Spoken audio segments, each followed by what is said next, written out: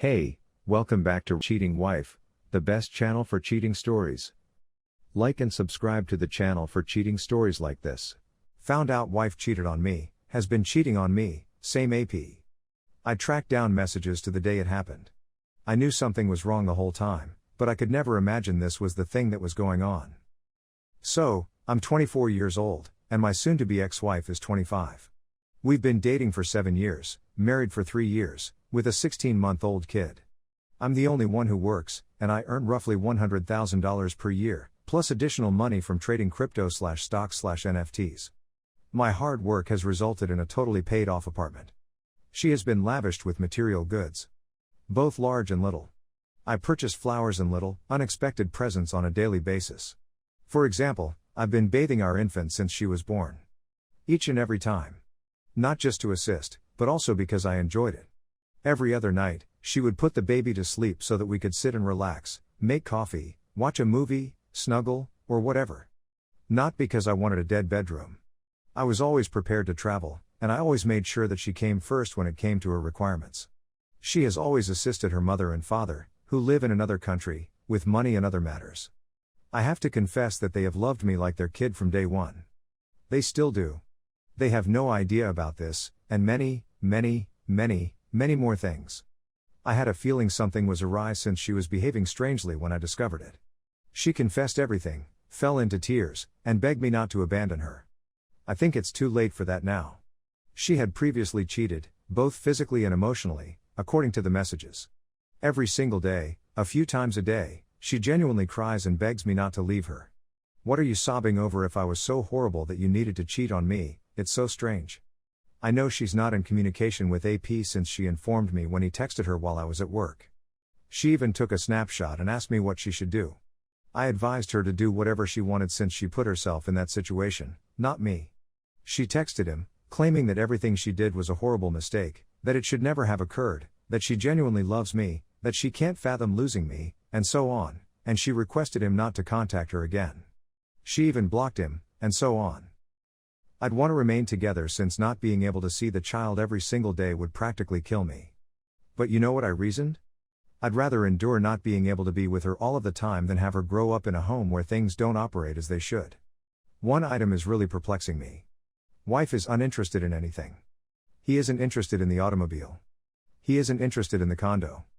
He isn't interested in the money. He doesn't desire anything. She vows that if I decide to divorce her and I can't forgive her, all she wants is a little assistance with the child and for me to step in and help if she can't afford everything for her. I'll make sure my baby is taken care of as long as I'm living. I have a question for the women and men of this community. Do you believe this is a case of too much Mr. Nice Guy? Or what is your point of view? I'm extremely interested. Also, how would you behave if you were in my situation? Also, I apologize if my English isn't perfect, it's my second language. Thank you so much.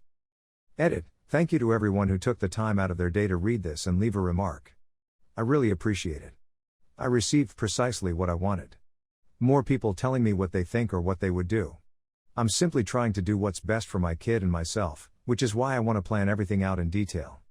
There is no space for error. Thank you once again. Story 2. Still hurts after 2 years. For 4.5 years, I, 30 male, was in a relationship with 35 female. On a regular basis, I am happy and loving, yet I am also disturbed. She had a drinking issue, she drank often and in large quantities. In one night, all sorts of drink were mingled together. She was an extremely furious, aggressive, and physical alcoholic who would sometimes be violent towards me. Nothing wrong with that, but it's clearly a huge line crossed. She'd get booted out of weddings, including one when I was a groomsman, create conflicts in public, and even provoke fights that resulted in her being assaulted. Random males sometimes came at the door, probably encouraged there, and I lost count of the amount of taxi drivers I had to bargain with to return phones or calm them when they weren't paid. It was awful, and I was foolish enough to believe I could assist or that she would miraculously awaken one day and figure herself out. I was much more patient than I should have been. I was always the one who cleaned up the mess. It was my first relationship, and I was dating with the intention of marrying. I was also terrified to leave since I didn't want to be alone.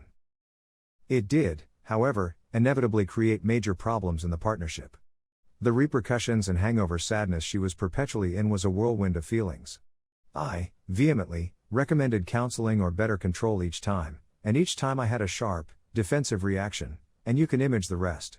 Furthermore, for 18 months, at the end, she was surreptitiously cheating with a married guy she met drunk in a pub, who also happened to be a work colleague. This was discovered by her later. They'd meet in secret, either at our house or his. They would drink and have together, which supposedly occurred at least 10 times. It came out when the other person messaged me to explain what had happened, as he was obviously an alcoholic seeking counseling to mend his divorced marriage. I didn't answer, but I did confront my ex about it. At the time, I was foolish enough to trust my ex's narrative since it seemed reasonable enough. I was skeptical, really, but I was also loving the feel of all the sand around my head. Cheating occurs to other people, not to me, I reasoned. After a few months, we decided to call it quits in September 2020, one dispute too many. I'm lying in bed one night when a light bulb flashes off in my head regarding this weird message I received from this man a few weeks ago, so I react by asking whether it was real.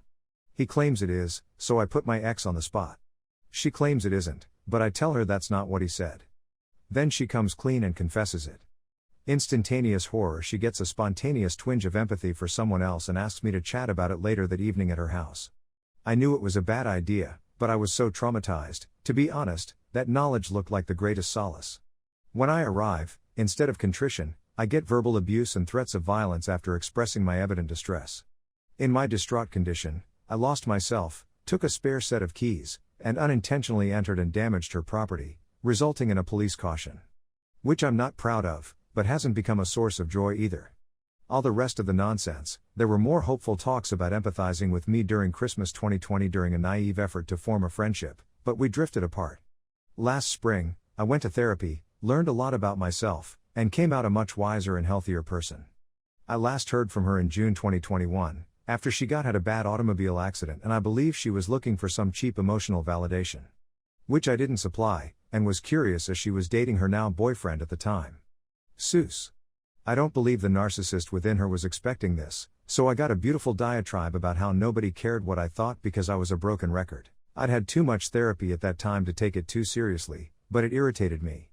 It irritated me that it irritated me. Make no mistake about it, she is a trainwreck narcissist. I miss her company, but I don't want her back. She clearly hasn't matured, and I only feel sorry for her current partner, who will be enjoying a similarly beautiful life without knowing what she's up to in secret, while also being love-bombed and future-fabricated as I was.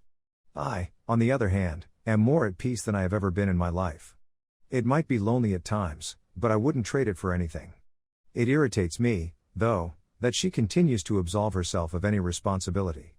I tell myself it's the overwhelming shame she feels, and I'm probably correct. If she ran into me in public, I'm sure she'd flee like the coward she is. A growing part of me wants this to happen. And I shouldn't. I shouldn't be bothered. I feel the sorrow she created and want to demonstrate that I am not damaged by it, that I am strong in spite of her and how she has wrecked my essential ideas about relationships. Despite how much I like the serenity, I think it's an indication of how destructive this was that I'm sitting here writing this. Or do I just need to get over it since it's been so long? Thank you for taking the time to read. Comments are appreciated.